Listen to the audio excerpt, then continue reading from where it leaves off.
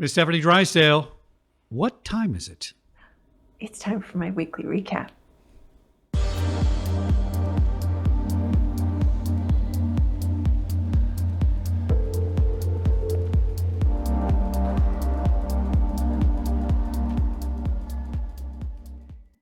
So I think we're all on heightened alert this week with escalations between Russia and the Ukraine right now. Bob Carver shared CBS News interview with Chris Krebs, cautioning all U.S. organizations, particularly in financial, to prepare for potential attacks in response to U.S. sanctions against Russia. I'll be sure to link that for you. And Garrett Moreau shared a report titled Ukrainian Government Prepared to Wipe Servers. The Ukrainian government is reportedly prepared to wipe its servers and transfer sensitive data out of Kiev if Putin moves on the capital, according to a new report from Politico. The contingency accounts for an IT decision that it made back in 2014 following the invasion of Crimea. So at the time, Ukraine centralized its computer systems so that Russian threat actors were unable to siphon critical data or disable the government services from territorial outposts, or even turn locally run networks against Kiev with regular attacks.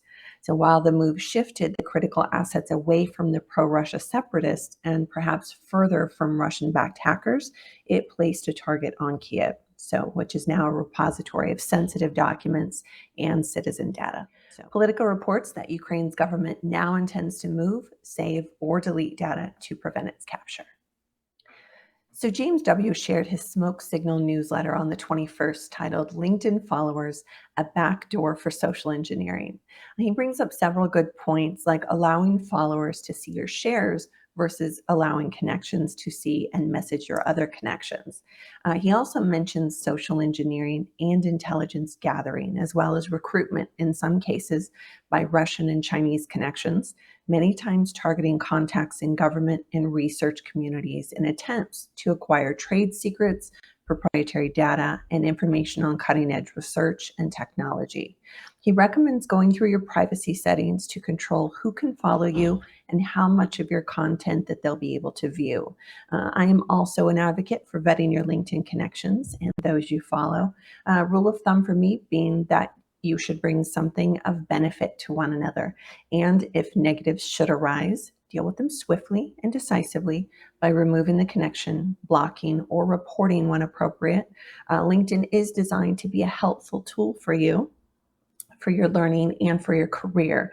If it's not, then rethink your settings and your network. Joseph LaSource shared an MSN article titled TikTok's star's father gunned down obsessed stalker during home invasion. Another cautionary tale of oversharing on social media. Thankfully, this time with the 13-year-old victim safe in the end with her father's protection, but the attacker didn't fare so well. The gist of this whole thing is this is a huge case study in social engineering.